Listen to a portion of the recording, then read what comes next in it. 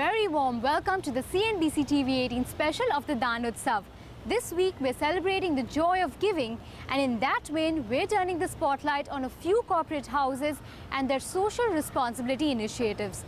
We'll begin with Godrej Consumer Products Limited, a company who has taken up arms against malaria. It has embarked on its project Embed, through which it's working on spreading awareness about the disease as well as driving behavioral changes in remote areas of Madhya Pradesh.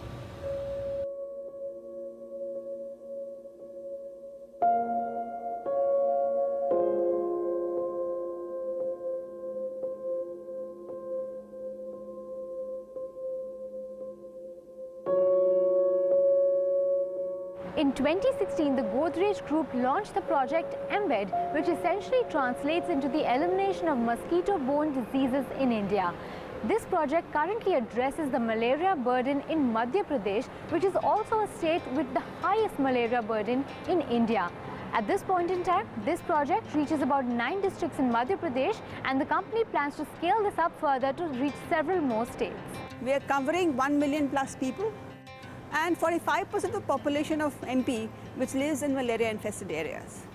On a scale-up, we are looking at to go to other districts or other states surrounding MP, because malaria it's a contiguous problem.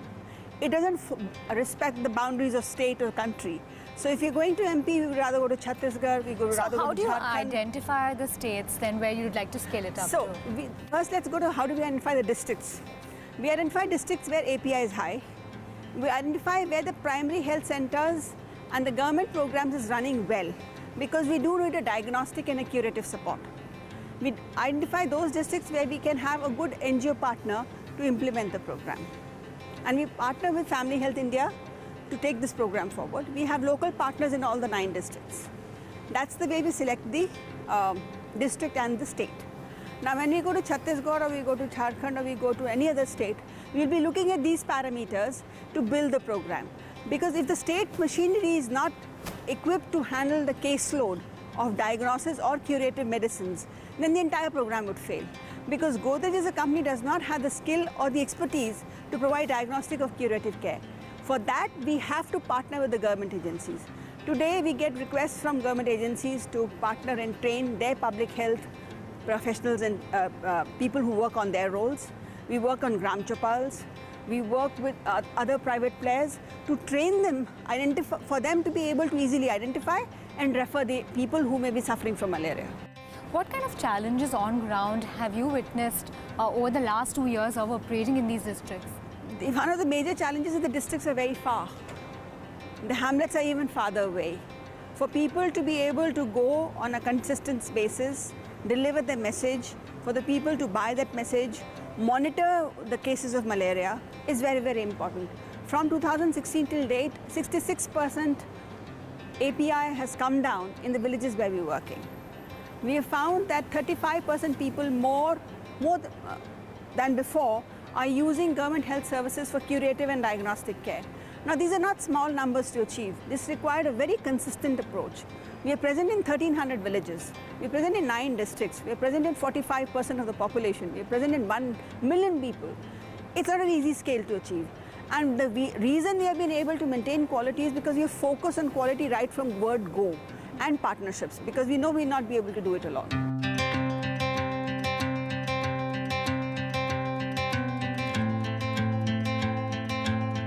Through its programs, Godrej Consumer Products Limited is also supporting various government initiatives including Swachh Bharat, skill development as well as rural electrification.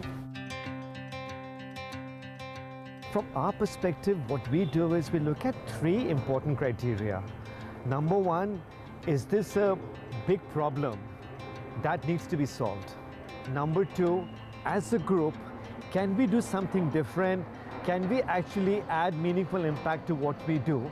And then the third lens we use is that, is there some linkage with our businesses that allows us to create what we call shared value? So we actually take these 3 lenses and take a look at all the various kinds of programs that we have, and broadly the programs that we have fall into 3 different buckets. One bucket is around skilled employability, where we've taken a goal to train about 1 million youth to find gainful employment. The second is to play our part in creating a more greener India. And here we have some very specific and tangible goals in terms of carbon neutrality, zero wastage, more renewable energy, etc. And then the third part is that can we reimagine a product portfolio to actually create greener products as well as what we call good products, products that can actually cater to the bottom of the pyramid. You know, talking specifically about the program Embed, that's also tied to a very interesting government initiative, which is the National Malaria Mission to eradicate malaria by 2030. Yeah. How do you see that project shaping up, considering that you're leaders in the household insecticide segment? I think it's a very laudable initiative, and we are fully supportive of the Prime Minister and the government's efforts to eliminate malaria in India by 2030. Our steps are currently focused on one state. We are really focusing on those parts of India which are media dark, and focusing a lot in partnering with NGOs on behavior change communication and awareness campaigns. My expectation is that this program is scaling up very well. Over the next few years, we do expect to also look at other states as well to be able to start spreading the word around. But the focus is far more around behavior change communication and awareness. Along with that, the second very important part of our work is, can we create more affordable products? For example, a very important product we launched a couple of years ago was the Goodnight Fast Card, which was basically a product which could provide relief from mosquitoes for 3 to 4 hours at a cost of 1 rupee. Similar to that, over the next couple of years, I do expect that we will launch a lot of new products that will actually be very efficacious, great quality, and will be very affordable for the masses. Do you think learnings from several of these CSR programs can be implemented on business development, innovation? Because I do understand that there is a lot of innovation happening at GCPL as we speak. There's always an indirect impact. There is an impact in innovation, an impact on, I think, volunteering, the kind of purpose that we are building in our brands. So there are clearly lots of learnings that we bring to the table, but the focus of this is actually to drive meaningful impact in the communities that we serve. That's the primary impact, but certainly, like with any other project, there are lots of indirect benefits as well. You know, you are looking at 3 or 4 key areas in your CSR programs. Will you look at expanding this basket? Are you looking at more areas which you think need attention at this point in time? Our bias again is to really focus on a fewer set of initiatives, and in those initiatives, actually first of all enable this ecosystem, second of all find ways to scale up impact, and then third of all create the mechanisms to monitor and measure impact. And so I think we already have a lot of initiatives in our plate in sustainability, in environment, in education, and I think our focus will need to remain on that. Having said that though, we are now also trying to figure out, can we reimagine our product portfolio to be able to embed some of these principles of sustainability in product development and design. So a very good example is a product we just launched a couple of weeks ago. It's a Protect powder to liquid hand wash. This product is 1/4 the price of regular hand washes. Along with that, it uses far less plastic, it consumes a lot less petrol in transportation, and it's far more sustainable.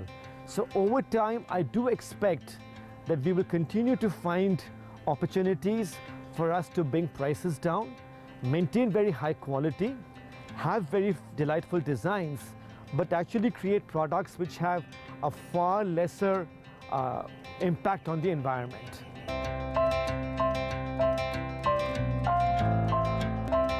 About 18.8 crore rupees was the kind of CSR spend in FY18 according to your annual report. Do you propose to maintain that level of spending? Do you expect to scale it up further over the next 2 to 3 years? What's the plan? Our good and green spend is actually far, far more than what is the committed spend on our CSR budgets.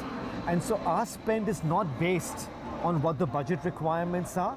It never was the case, and it'll never be the case. So for example, the CSR budget applies only to our India operations. More than half of our operations, or almost half of our operations, is actually from outside India. So all the CSR spend that we are doing in Africa, Indonesia, is in addition to this 19 crore number.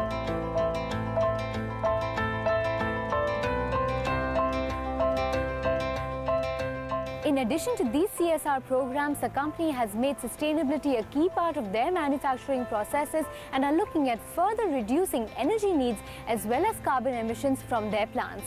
In Mumbai, Priya, Sheth.